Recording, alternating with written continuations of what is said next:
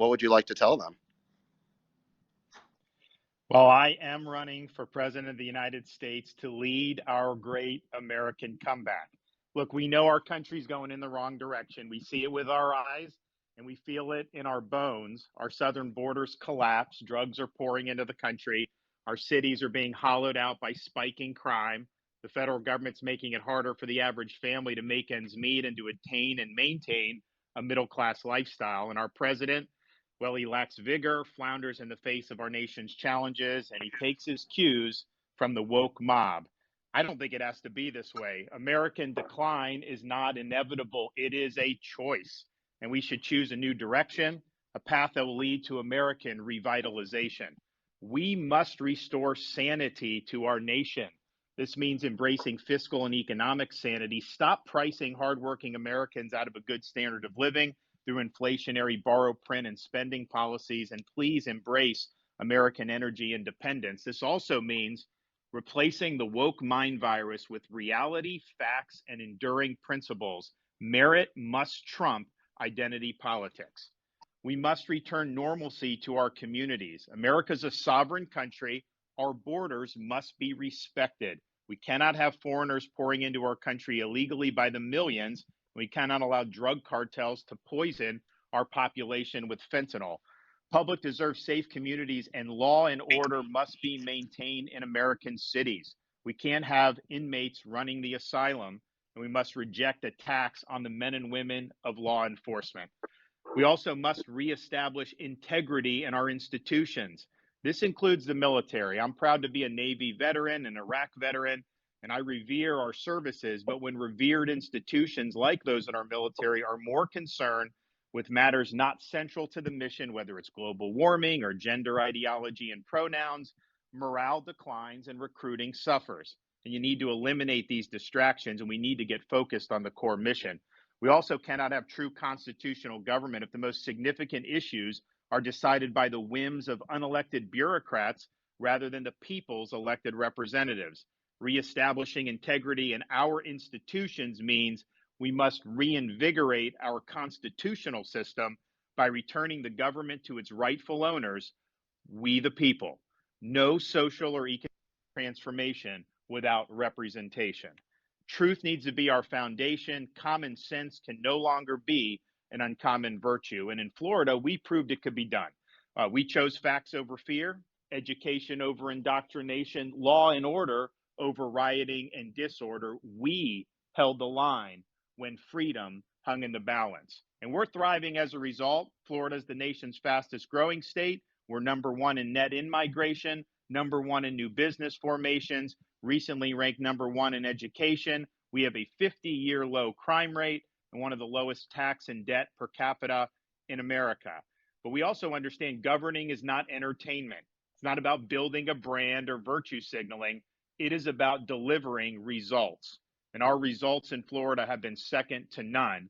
We can and we must deliver big results for America. I pledge to be an energetic executive that will take on the important issues.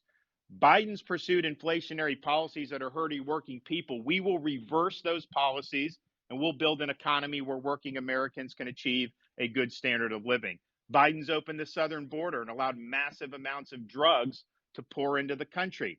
We'll shut down the border, construct a border wall, and hold the drug cartels accountable. Biden's embraced medical authoritarianism, such as unconstitutional COVID vax mandates. We will ensure that those violations of liberty can never happen again. Biden's allowed woke ideology to drive his agenda.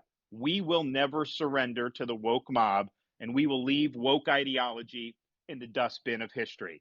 Biden's also politicized the military and caused recruiting to plummet. We will eliminate ideological agendas from our military, focus the military on the core mission, and we will reverse the poor recruiting trends.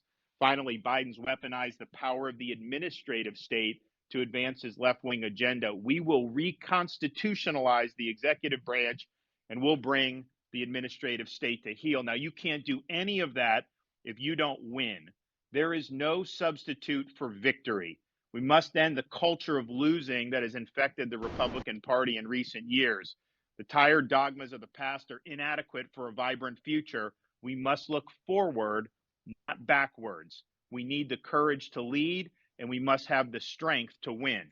And to voters who are participating in this primary process, my pledge to you is this: if you nominate me, you can set your clock to January 20th, 2025 at high noon, because on the west side of the U.S. Capitol, I will be taking the oath of office as the 47th President of the United States. No excuses. I will get the job done. Now, these past few years have given me a new appreciation for the fragility of our freedoms. I never thought I would see things in America that we saw during the COVID-19 pandemic, but our founding fathers were keenly aware of the fragility of freedom. When they framed our Constitution, they came armed with having studied the history of every republic and the history of mankind. And they noticed that all of those experiments only had one thing in common, and it was this: every single one of them had failed.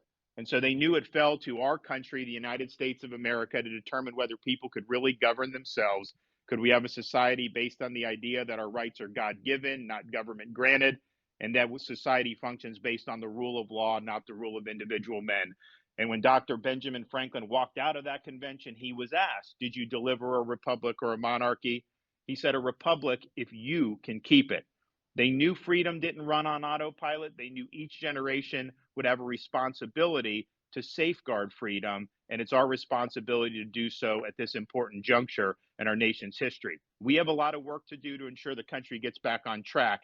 I ask everybody listening to please join me on this mission. Please invest in our campaign by going to rondesantis.com and making a donation.